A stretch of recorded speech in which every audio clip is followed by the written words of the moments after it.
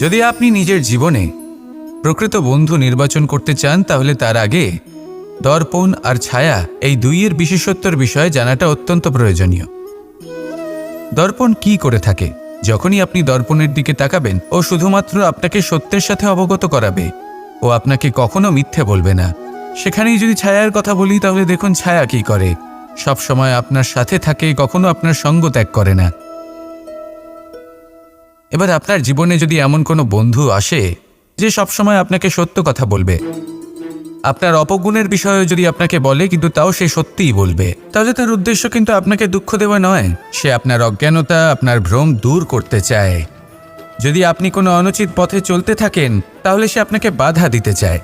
আর যদি সেই মিত্রই ছায়াসঙ্গীর মতো হয়, সে কখনোই সুখ দুঃখে আপনার সঙ্গ ত্যাগ করবে না।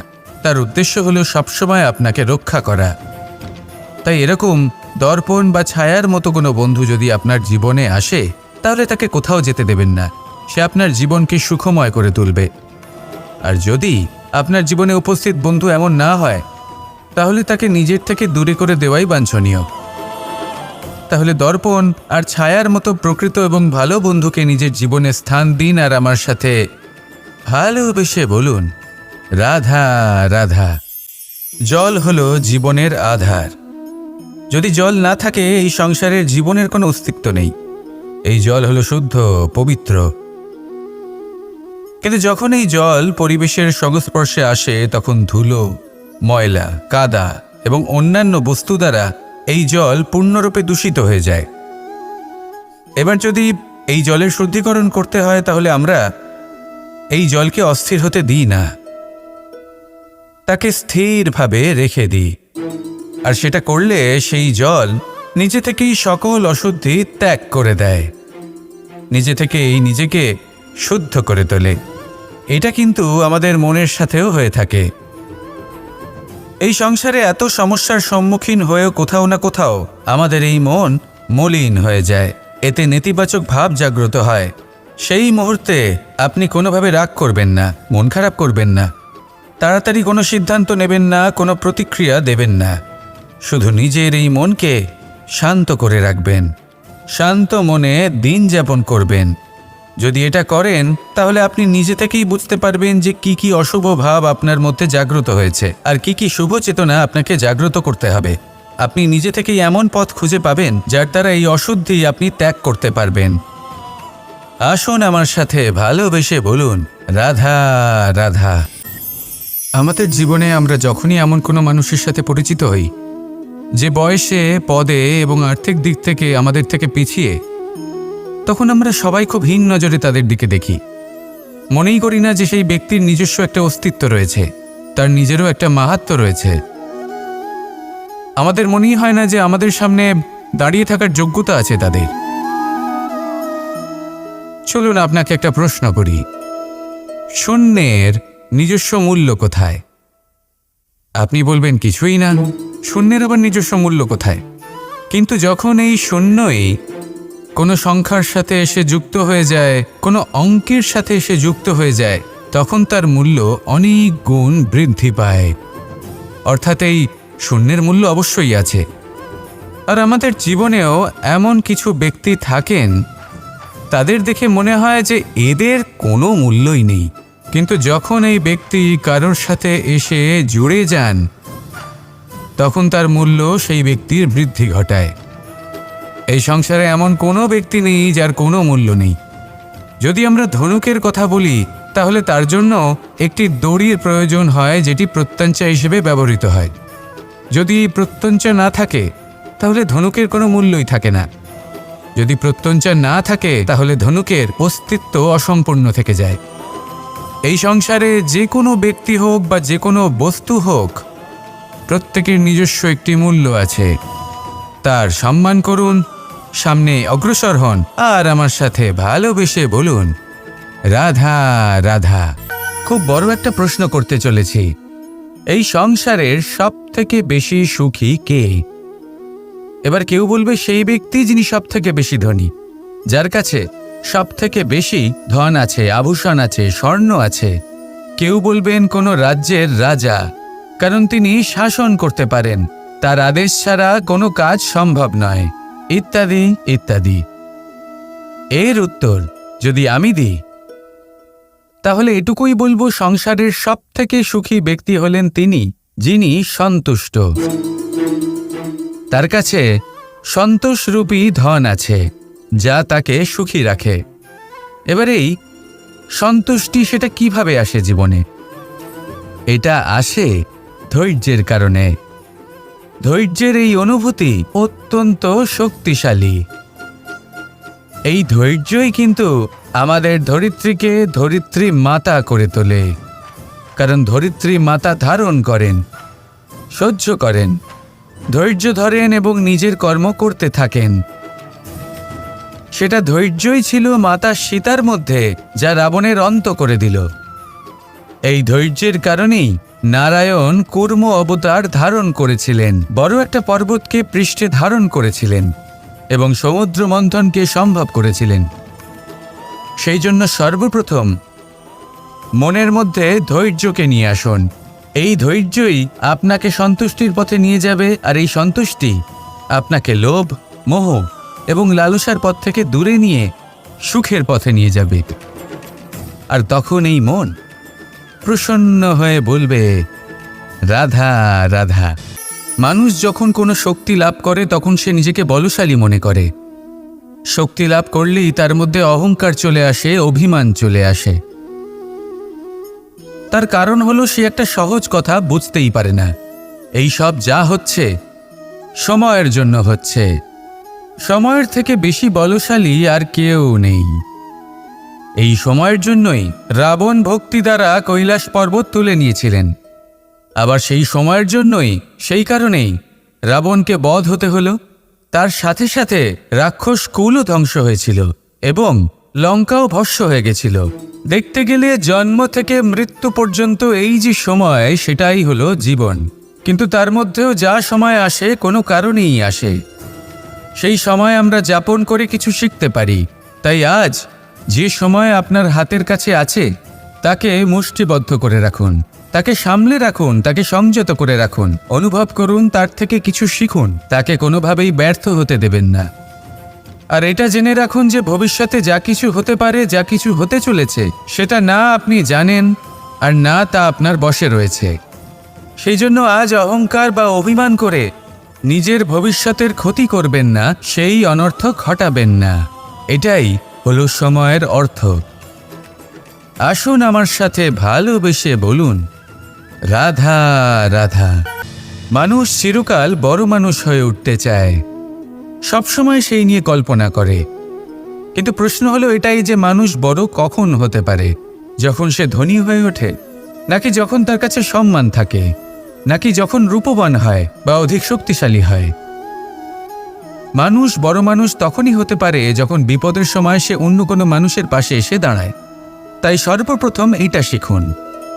হয়তো এই জন্যই হনুমান শ্রীরামের কাছে এতটা বড়, আর হয়তো এই জন্যই বলরাম দাদা আমার কাছে এত বড়।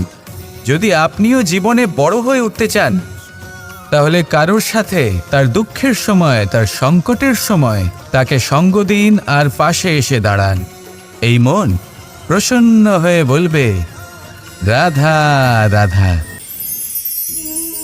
প্রারম্ভ শূন্যের দ্বারা হয়ে থাকে, তা সে ব্রহ্মাণ্ডই হোক, পৃথিবীই হোক, আদি ইত্যাদিই হোক। সবাই নিজের অস্তিত্ব শূন্য থেকে লাভ করে। এই শূন্য যার নিজের কোনো অস্তিত্ব নেই, কিন্তু সে সকলকে অস্তিত্ব দান করে থাকে। আমাদের এই শূন্যের মতো হতে হবে। যে আমাদের সাথে যুক্ত হবে তাদের অস্তিত্ব অনেক বেশি প্রখর হবে, বিশাল হবে, শ্রেষ্ঠ হবে। কিন্তু যেই আমরা তাদের থেকে দূরে যাব, তারা আমাদের উপস্থিতির আভাস পাবে, আমাদের গুরুত্ব বুঝতে পারবে। শূন্যই হলো সূত্রপাত, শূন্যই হলো সমাপ্তি। শূন্যকে কেউ যতই ছোট মনে করুক, কিন্তু এই শূন্য অত্যন্ত গুরুত্বপূর্ণ। তাই এই শূন্যের মতো হয়ে উঠুন আর আমার সাথে ভালোবেসে বলুন, রাধা রাধা। এই জীবন আসলে কি? আমরা কারা? আমাদের অস্তিত্ব আসলে কি? পঞ্চতত্ত্ব দ্বারা নির্মিত আমাদের এই শরীর। আর এর মধ্যে পরমাত্মার একটি অংশ আত্মারূপে বসবাস করে। আর যখন এই জীবন সমাপ্ত হবে তখন আমাদের আবার এই পঞ্চতত্ত্বের মধ্যে বিলীন হয়ে যেতে হবে। এটাই সত্য। এবার অনেক মানুষ আছেন এমন অনেক চেষ্টা করতে থাকেন এমন কর্ম করার যাতে এই সংসার তাদের চিরস্মরণীয় করে রাখবে। কিন্তু এই জীবন আসলে কি? সেই সময় যখন আমরা নিঃশ্বাস নিই, আমাদের হৃদস্পন্দন হয়, আমরা যে মুহূর্তগুলো যাপন করি, এবার এই মুহূর্তগুলিতে আমরা কি করব সেটা অত্যন্ত গুরুত্বপূর্ণ। আমরা কি অহংকার করব নাকি পরোপকার করব? এই সৃষ্টিকে বেঁধে রাখার চেষ্টা করব নাকি নিজেকে উন্নত করে তোলার চেষ্টা করব? এটাই শিক্ষা যে বল হোক বা কায়া, এর প্রতি আমাদের না অহংকার করা উচিত আর না মোহ। শুধু প্রত্যেকটা মুহূর্ত প্রেমময় হয়ে বাঁচুন আর ভালোবেসে বলুন রাধা রাধা। প্রয়াস, পরিশ্রম, এই শব্দগুলি শুনতে হয়তো ছোট মনে হয়, কিন্তু এর মূল্য অনেকটাই অধিক। এবার প্রয়াসও কিন্তু দুই ধরনের হয়। একটা প্রয়াস তাই যা আমরা নিজের মন থেকে, অন্তর থেকে সমগ্র শক্তি দিয়ে করার চেষ্টা করি। এবারে এই প্রয়াস প্রচেষ্টার নামান্তর। কিছু প্রয়াস এমনও হয় যেমন দ্রুতক্রীড়া খেলা। মানুষ বলেন আজ একটু প্রয়াস করি, একটু দ্রুতক্রীড়া খেলেই দেখি, যদি বিজয়ী হই তবে ভালো ব্যাপার, যদি না হই তবে আর কখনো খেলবো না। এটাও কিন্তু প্রয়াস, কিন্তু এই প্রয়াস পরিশ্রম নয়। পাণ্ডবদের দেখুন, ওনারা যখন পরিশ্রম করেছিলেন তখন খাণ্ডবপ্রস্থকেও ইন্দ্রপ্রস্থ বানিয়েছিলেন। দ্রুতক্রীড়া খেললেন, সেই মুহূর্তেই ইন্দ্রপ্রস্থ হারিয়ে ফেললেন। পরিশ্রম করলেন, সগৌরবে রাজা হলেন। দ্রুতক্রীড়া খেললেন, তখন এক মুহূর্তে রাজা থেকে নিঃস্ব হয়ে গেলেন।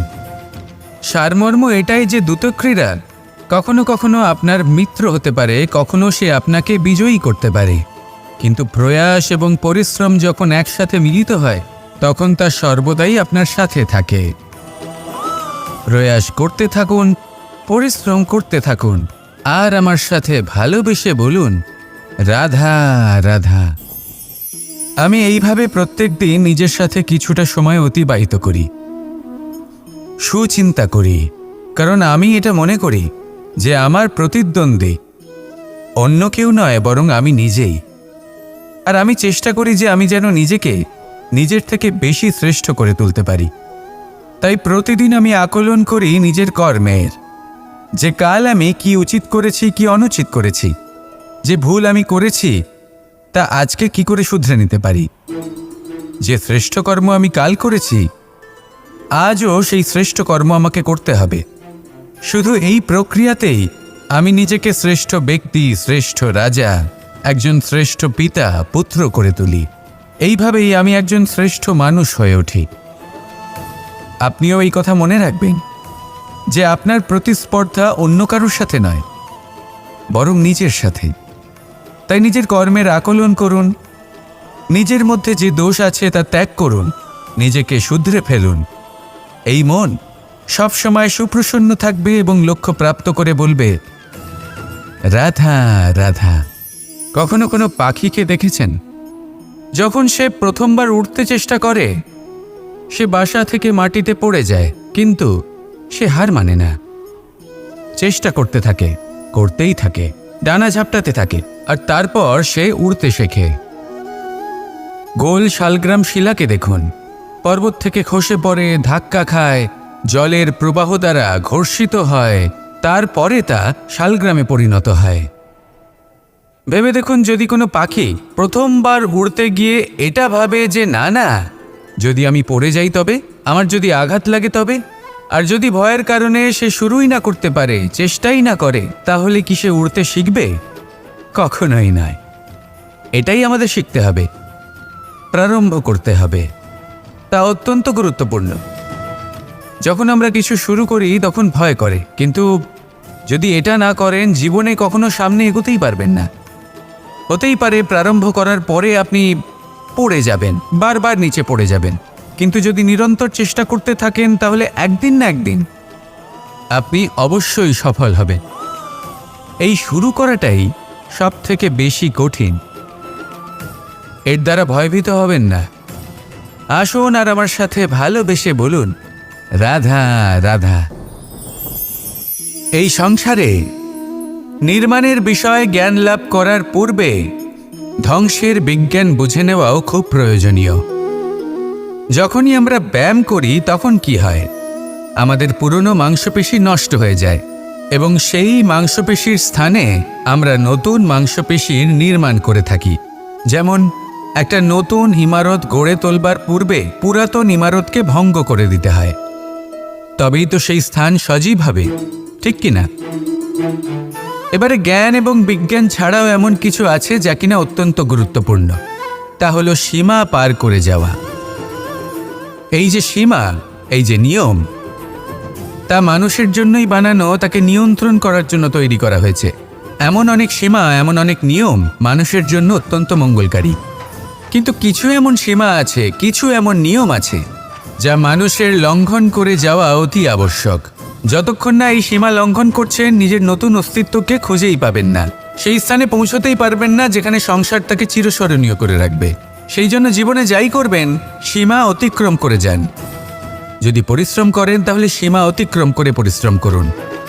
যদি লক্ষ্যের দিকে অগ্রসর হন তাহলে সীমা অতিক্রম করে অগ্রসর হন। কোনো সীমারেখা যাতে না থাকে, সেই সর্বোচ্চ স্থান দেখুন এবং অগ্রসর হন। এই সংসারে অগ্রসর হওয়ার জন্য এই সীমারেখা বুঝে নেওয়া এবং তা অতিক্রম করার জ্ঞান লাভ করা প্রয়োজনীয়। আসুন আমার সাথে ভালোবেসে বলুন, রাধা রাধা। জ্যোতিষ একটা বিদ্যা, এ হলো একটা বিজ্ঞান। যে নক্ষত্র দশায় আপনি জন্মগ্রহণ করেছেন, যে স্থানে আপনার জন্ম হয়েছে, এগুলো আপনার জীবনের দিশা স্থির করার ক্ষেত্রে গুরুত্বপূর্ণ ভূমিকা পালন করে। কিন্তু যে রাশিতে আপনি জন্ম নিয়েছেন আর আপনার যা নাম স্থির হয়েছে, সেটা আপনার ভবিষ্যৎ নির্ধারণ করবে তা আবশ্যক নয়। রা দিয়ে রাম এবং রা দিয়ে রাবণ, এই দুজনের রাশি সমান ছিল, কিন্তু একজন নিজের শক্তির দুর্ব্যবহার করলেন। স্বর্ণ লঙ্কার অধিপতি রাবণ, চতুর্দিকে বিজয়ী হওয়া সেই ব্যক্তি নিজের পতনের সম্মুখীন হলেন। শ্রীরাম রাবণকে বধ করলেন। শ্রীরাম, যিনি নিজের কর্ম দ্বারা, নিজের পরিশ্রম দ্বারা ঈশ্বর উপাধি লাভ করেছিলেন, 14 বছরের বনবাস ভোগ করলেন, আর যখন বিপদে পড়লেন তখনও নিজের রাজ্যের সাহায্য নিলেন না। বনের মধ্যে নিজে বানর এবং ভাল্লুকদের নিয়ে একটি সেনাবাহিনী গড়ে তুললেন এবং রাবণকে তার কুকর্মের শাস্তি দিলেন। তাই সর্বদা এটা মনে রাখবেন, আপনার খ্যাতি, আপনার ভবিষ্যৎ আপনার কর্ম নির্ধারণ করে, আপনার রাশি নয়। তাই সবসময় শ্রেষ্ঠ কর্ম করুন আর আমার সাথে ভালোবেসে বলুন, রাধা রাধা। প্রজাপতি দেখেছেন কি সুন্দর হয়, তাই না? এই প্রজাপতি, ওদের দিকে তাকালে নিজের অজান্তেই নিজের মুখে হাসি ফুটে ওঠে। কিন্তু এই প্রজাপতি জন্ম থেকেই এমন দেখতে হয় না। জন্ম থেকে এদের কাছে ডানা থাকে না, এরা উড়তেও পারে না। যখন একটি প্রজাপতি জন্ম নেয় তখন প্রথমে ডিম অবস্থায় থাকে সে। আস্তে আস্তে সেই কবচ সে ভেঙে ফেলে, খুব পরিশ্রম করতে হয় তাকে। তারপর কীটের আকার ধারণ করে সে চলতে থাকে, অনেক কষ্ট সহ্য করতে হয়, অনেক পরিশ্রম করতে হয়।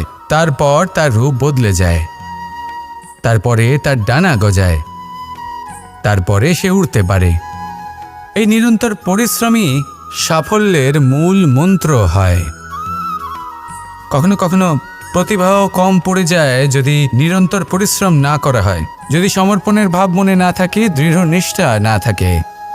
আর কখনো কখনো সেই ব্যক্তি যার মধ্যে বিশেষ প্রতিভা থাকে না, সেই ব্যক্তি নিরন্তর পরিশ্রম করে, নিজের মনে সমর্পণের বোধ জাগিয়ে তোলে, দৃঢ় নিষ্ঠার সাথে কর্ম করে আর সাফল্য লাভ করে। সেই জন্য আপনি জীবনে যেখানেই পৌঁছে যান না কেন, নিরন্তর পরিশ্রম করতে থাকুন, তবেই আপনার ভবিষ্যৎ রঙিন প্রজাপতির মতন গগনচুম্বী হবে। তবেই এই সংসার আপনাকে দেখবে এবং নিজের অজান্তেই এই সংসার নিজের মুখে হাসি ফুটিয়ে তুলবে এবং এই সংসার আমার সাথে ভালোবেসে বলবে, রাধা রাধা। আপনি কখনো কাউকে পর্বতে আরোহণ করতে দেখেছেন? বা আপনি কখনো নিজে কোনো পর্বতে আরোহণ করেছেন? করে থাকলে আপনি এই বিষয়ে অবশ্যই জানবেন যে যখন আমরা শিখরের দিকে এগোই, ওপরের দিকে এগিয়ে চলি, তখন আমাদের একটু ঝুঁকে পথ চলতে হয়। তখনই আমরা সেই পর্বত আরোহণ করতে পারি।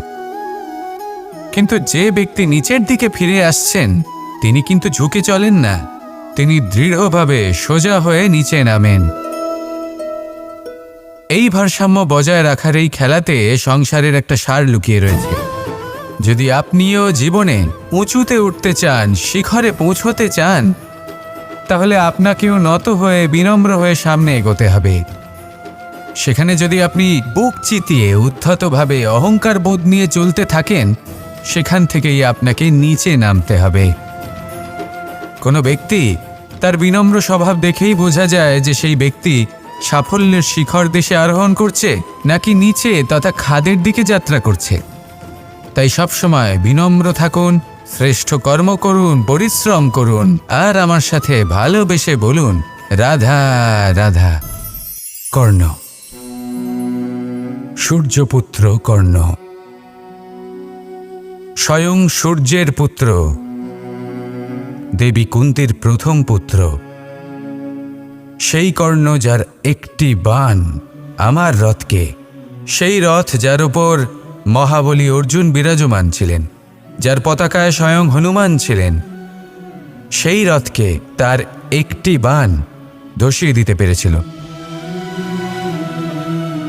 দৈব কবচ কুণ্ডলধারী কর্ণ, সেই কর্ণ যুদ্ধক্ষেত্রে নিজের সমাপ্তির সম্মুখীন হলেন। কারণ কি ছিল? নির্বাচন। দুর্যোধনের সাথে বন্ধুত্ব রাখার জন্য তার অনুচিত কর্মে কোনোদিন কোনো প্রতিবাদ করেননি, তাকে সঙ্গ দিয়েছেন এই নির্বাচন। যখন দ্রৌপদীর বস্ত্রহরণ হচ্ছিল, তখন তাকে বাধা দেওয়ার বদলে নীরব থাকার নির্বাচন, তার বিরোধিতা কখনো না করার নির্বাচন, এই নির্বাচনই কারণ হয়ে দাঁড়ালো কর্ণের পতনে। এই সংসারে সবার উপকার আপনি স্বীকার করতে পারেন, তাকে সম্মানও করতে পারেন, কিন্তু তার সামনে এতটাও নত হবেন না যে নিজের অন্তর্মনের কথাটা আপনি শুনতে না পান। নির্বাচন যদি ধর্মসঙ্গত হয়, তবেই তা শুভ হয়। আসুন আমার সাথে ভালোবেসে বলুন রাধা রাধা। মানুষ ছোট হোক বা বড়, রাজা হোক বা দরিদ্র, সমস্ত মানুষের মধ্যে একটা সামঞ্জস্য থাকে। সমস্ত মানুষের কাছে তার প্রশংসা অত্যন্ত গুরুত্বপূর্ণ।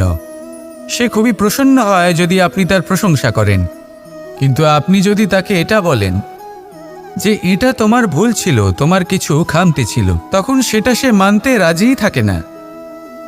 সব মানুষ এটা শুনতে পছন্দ করে যে সে যেটা করেছে সেটাই সর্বোত্তম।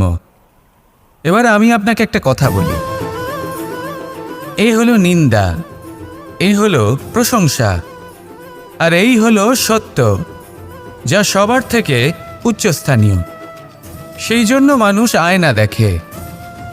আয়না তাকে তার সৌন্দর্য দেখায় না, তাকে দেখায় যা সত্য, যাতে মানুষ আরও সুন্দর হওয়ার চেষ্টা করতে থাকে। তাই আয়না অত্যন্ত গুরুত্বপূর্ণ সত্যকে জানার জন্য।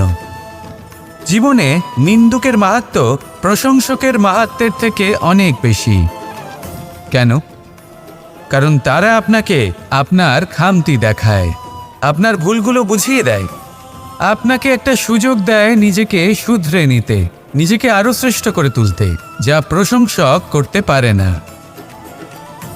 তাই জীবনে যদি কখনো নিন্দা করা হয়, তাকে ভালোবেসে গ্রহণ করুন, ধন্যাত্মক রূপে গ্রহণ করুন। যদি নিজেকে কোনো শিক্ষা দেওয়া সম্ভব হয় তাহলে অবশ্যই দিন। দেখবেন মন প্রসন্ন হয়ে বলবে রাধা রাধা। জীবনে কখনো সাফল্য আসে, আবার কখনো অসফলতা, কখনো আশা পাওয়া যায়, কখনো নিরাশা, কখনো জয় লাভ করি, আবার কখনো পরাজয়। এর পেছনের কারণটা জানা অত্যন্ত প্রয়োজনীয়। যদি আমি পরাজয়ের কথা বলি, যখনই আমরা পরাজয় লাভ করি আমরা ভাবতে থাকি যে এমন কেন হলো। আমাদের শত্রু কি বেশি শক্তিশালী ছিল, নাকি আমাদের নীতিতে কোনো খামতি ছিল? এই সমস্ত কারণের পেছনে খুব বড় একটা কারণ থাকে, আর সেই কারণ আমাদের অন্তরে সুপ্ত থাকে। ধরে নিন একটা পথ, তাতে আপনি চলছেন। সেই পথ কাঁটায় পরিপূর্ণ, কিন্তু আপনি পাদুকা পরে রয়েছেন আর আপনি হেঁটে সামনে এগিয়ে যান। এবার এমন একটা পথ এলো যা পুষ্পে ঢাকা, আর আপনি পাদুকা পরে রয়েছেন, কিন্তু আপনার পাদুকাতে একটা পাথর আটকে গেল। তখন দু পা হাঁটাও খুব কঠিন হয়ে পড়ে। এই সংসারের যে কোনো শক্তি আপনাকে পরাস্ত করার পূর্বে আপনি জানেন কে আপনাকে পরাস্ত করতে পারে? আপনার অন্তরের দুর্বলতা, আপনার অন্তরের সেই সুপ্ত শত্রু। আর সেই জন্য ইতিবাচক মনোভাব গুরুত্বপূর্ণ হয়ে পড়ে। ভালো মানুষদের সাথে থাকুন, সৎসঙ্গে থাকুন, বন্ধুত্ব করুন, ভালোবাসুন। এই ভালোবাসা এত শক্তিশালী এক অস্ত্র যাকে ব্রহ্মাস্ত্রও পরাস্ত করতে পারে না। এই সমস্যারূপী পাথর কিছুই নয়। আসুন আমার সাথে ভালোবেসে বলুন, রাধা রাধা। মানুষের দুটো রূপ রয়েছে। এক, আমাদের এই মুখ, যা শুধুই চোখে দেখা যায়। আর দ্বিতীয়, আমাদের এই মন, যা শুধুমাত্র অন্তরাত্মা দ্বারা দেখা যায়। এবার আমাদের এই মুখ, তা ঈশ্বর সকলকেই আগে থেকেই প্রদান করেছেন। কিন্তু এই মন কেমন হবে তা আমাদের জীবনের অনুভূতি এবং আমাদের জীবনের লক্ষ্য এগুলি সুনিশ্চিত করে। অর্থাৎ নেত্র দিয়ে দেখা যায় আমাদের এই মুখ, তা শুধুই এই কারণে প্রয়োজন যাতে সংসার আমাদের দেখতে পায়, আমাদের চিনতে পারে। কিন্তু যদি এই সংসারে আপনি প্রকৃত অর্থে মান সম্মান লাভ করতে চান, তাহলে নিজের অন্তরাত্মাকে আপনাকে বিকশিত করতেই হবে।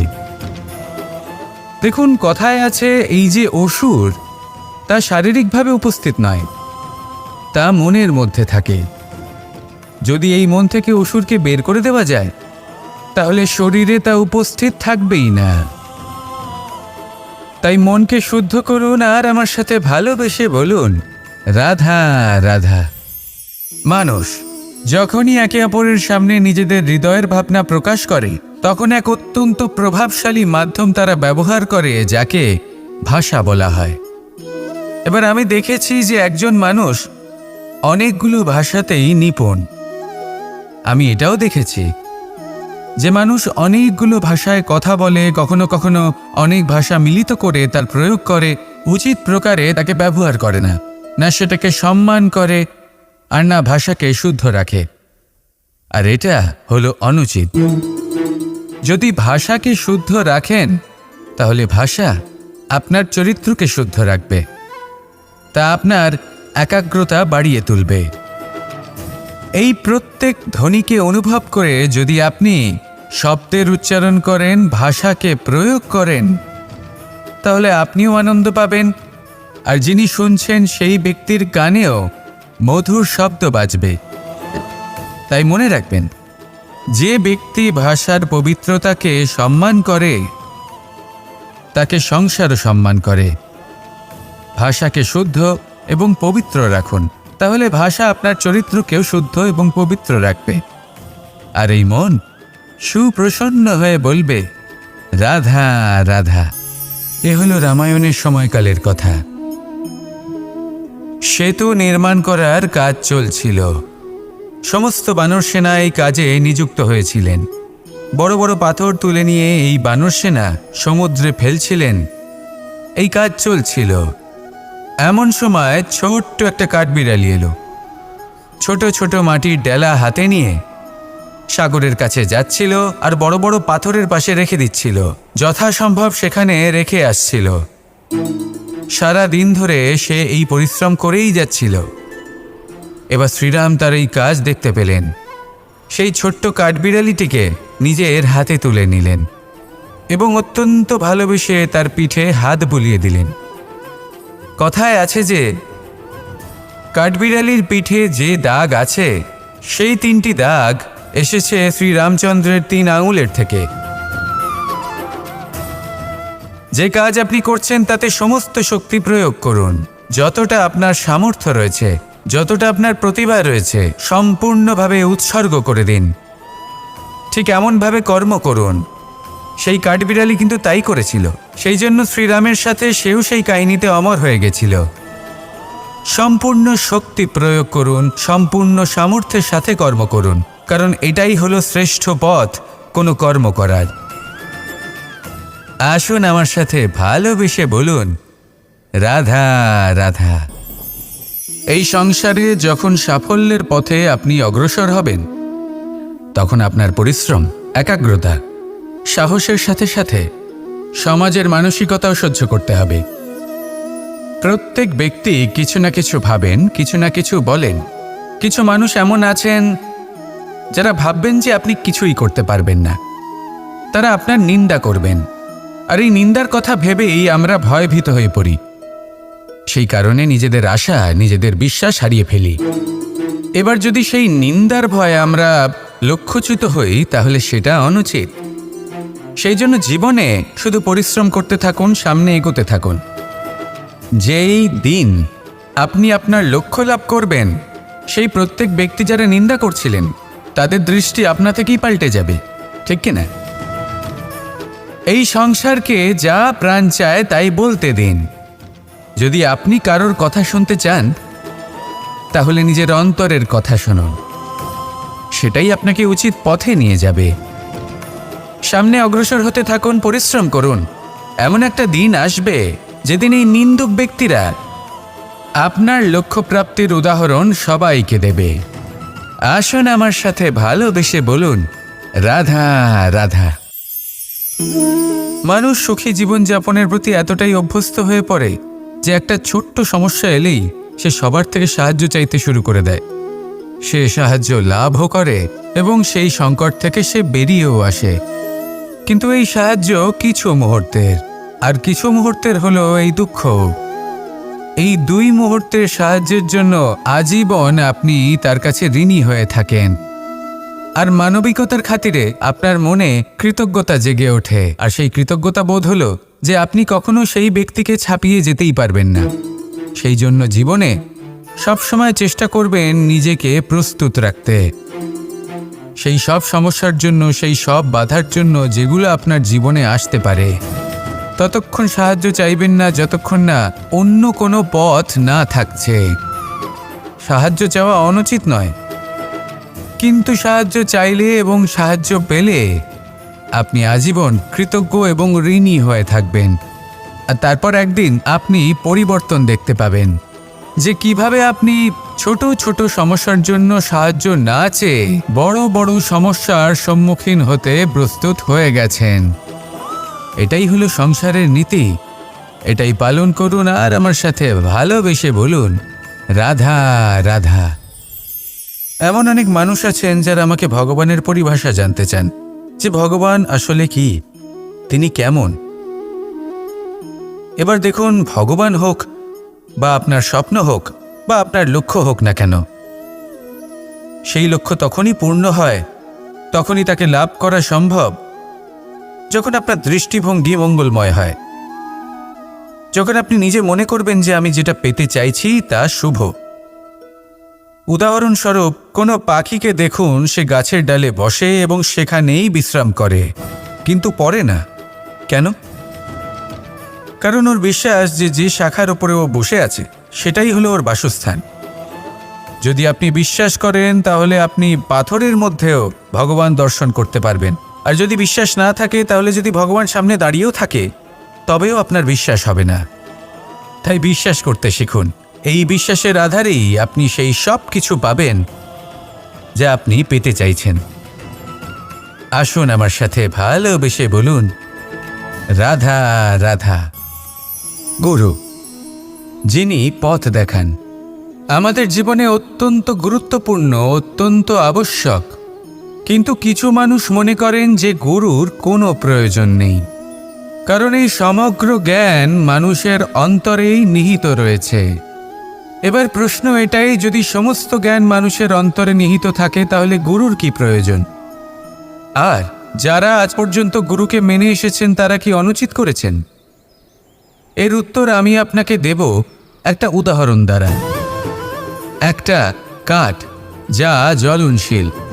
জ্বলনের ঊর্জা তার অন্তরে নিহিত রয়েছে, কিন্তু তার জ্বলনের জন্য বাইরে থেকে একটা অনুঘটকের প্রয়োজন হয়। এই অনুঘটকই হলেন আপনার গুরু। উত্তাপ যা একটা কাঠকে জ্বালাতে পারে, সেই উত্তাপ হলো গুরুর প্রচেষ্টা। যদি সেই গুরুই না থাকে, তার প্রচেষ্টাই না থাকে, তাহলে সেই সমস্ত জ্ঞান যা মানুষের অন্তরে নিহিত তা ব্যর্থ হয়ে যাবে। যদি আপনার সাথে আপনার গুরু থাকেন, আপনার পথ প্রদর্শন করেন, আপনার অন্তরের জ্ঞানকে বাইরে নিয়ে আসতে পারেন, তাহলে তাকে সম্মান করুন আর আমার সাথে ভালোবেসে বলুন, রাধা রাধা। असतो मा सद्गमय, तमसो मा ज्योतिर्गमय, মৃত্যুর্মা মৃতঙ্গময়। জ্ঞান সেটাই যা অসত্য থেকে সত্যের পথে চালিত করে। প্রকাশ সেটাই যা অন্ধকার থেকে আলোর পথে নিয়ে আসে। জীবন সেটাই যা মৃত্যু থেকে অমরত্বের পথে নিয়ে যায়। এবার এই তিনটে, জ্ঞান, জীবন এবং প্রকাশ, একই রকম। শূন্য থেকে এর উৎপত্তি হয় এবং আস্তে আস্তে আপনার জীবনে বিস্তার লাভ করে। এবার আমরা এটাই ভাবি যে কেমন করে এই তিনটিকে আগলে রাখা যায়। এর উত্তর হলো, এদের আগলে রাখার প্রয়োজনই নেই, ভাগ করে দিতে হবে। কোনো বৃক্ষকেই দেখে নিন, একটি বৃক্ষ অনেক বছর ধরে বেঁচে থাকে। কেন? কারণ সে ভাগ করে দিতে জানে। সে নিজের বীজ ছড়িয়ে দেয়, এই ধরিত্রীতে দেয়, সেই বীজ যা অঙ্কুরিত হয়ে এক নতুন বৃক্ষকে জন্ম দেয়। শুধু ছড়িয়ে দিয়ে একটি বৃক্ষ জীবন দান করতে পারে। যদি কোনো ব্যক্তি জ্ঞান ছড়াতে শিখে যান, যদি প্রকাশ, আলোর কিরণ ছড়িয়ে দিতে শিখে যায়, কোনো ব্যক্তি তার জীবনের সুখ ছড়িয়ে দিতে শিখে যান, তাহলে তিনি মৃত্যুর পরও মৃত হন না। এই ভাগ করে দেওয়ার সুখটাই কিছুটা আলাদা। এই সুখ অনুভব করুন আর আমার সাথে ভালোবেসে বলুন, রাধা রাধা। আপনি কখনো কোনো সরোবরের দিকে তাকান, যার জল হলো শান্ত, স্থির। আপনি স্পষ্ট দেখতে পাবেন সেই সরোবরের তলদেশে কি রয়েছে। তাতে সাঁতরে বেড়াচ্ছে সুন্দর মাছ, চকচকে কিছু পাথর, স্বর্ণরূপী বালি, সবই আপনি দেখতে পাবেন। কিন্তু যখনই আপনি একটা ছোট্ট পাথর তুলে সেই জলে ছুঁড়ে ফেলবেন, তখন সেই জল বিচলিত হবে আর সেই স্পষ্টতা ন্যূনতম হয়ে যাবে। তারপর কিছুই স্পষ্টভাবে দেখা যাবে না। এই ঘটনা মানুষের সাথেও ঘটে। মানুষ যদি বিচলিত হয়ে পড়ে, তখন সে বুঝতে পারে না যে বর্তমানে কি হয়ে চলেছে আর ভবিষ্যতে কি করা উচিত। কিন্তু সেই মানুষ যদি শান্ত থাকেন, স্থির থাকেন, ধন্যাত্মক থাকেন, তাহলে নিশ্চিত রূপেই বুঝতে পারবেন যে বর্তমানে কি করতে হবে আর ভবিষ্যতে কি করতে হবে। তাই নিজের মধ্যে সেই স্থিরতা আনুন, সেই ধৈর্য ধরুন, নিজেকে শান্ত রাখুন আর সবার মধ্যে ভালোবাসা ছড়িয়ে দিন। এই মন প্রসন্ন হয়ে বলবে, রাধা রাধা। সম্পর্ক এ হলো এক বন্ধন যা আমাদের এক সূত্রে বেঁধে রাখে।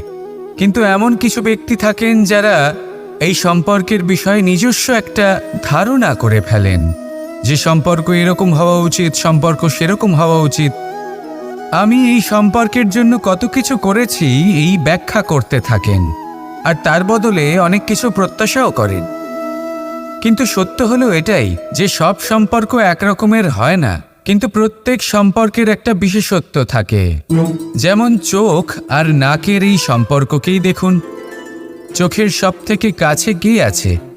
নাক আছে। কিন্তু এই চোখ দিয়ে এই নাককে আমরা দেখতেই পাই না। তবে কি ধরে নেব এই সম্পর্কের কোনো মূল্য নেই? এমনও নয়। ঠিক এইভাবেই যদি কোনো ব্যক্তি তার আবেগ আপনার কাছে ব্যক্ত করতে না পারেন বা প্রকট করতে না পারেন বা আপনাকে বোঝাতে না পারেন, তাহলে তার মানে এটা নয় যে তার সাথে আপনার সম্পর্কের তিক্ততা রয়েছে। এমনটা কখনোই নয়। শুধু চোখ আর নাকের এই সম্পর্কের মতোই হলো আমাদের জীবনে আমাদের আপনজনের সাথে সম্পর্ক। যদি কারোর ব্যবহার আপনার প্রতি অনুচিত হয়, বা যদি কেউ অনুপস্থিত থেকে থাকে বা কেউ যদি আপনাকে বুঝতে না পারেন, তাহলে তার অর্থ এটা নয় যে আপনি সেই সম্পর্ক ভেঙে ফেলবেন। বুঝুন, আপনার জীবনে তার গুরুত্ব কোথায় আর তার জীবনে আপনার। সম্পর্ক গড়ে তুলুন, তাকে পালন করতে শিখুন, একসাথে মিলে চলুন। এই মন সুপ্রসন্ন হয়ে বলবে, রাধা রাধা।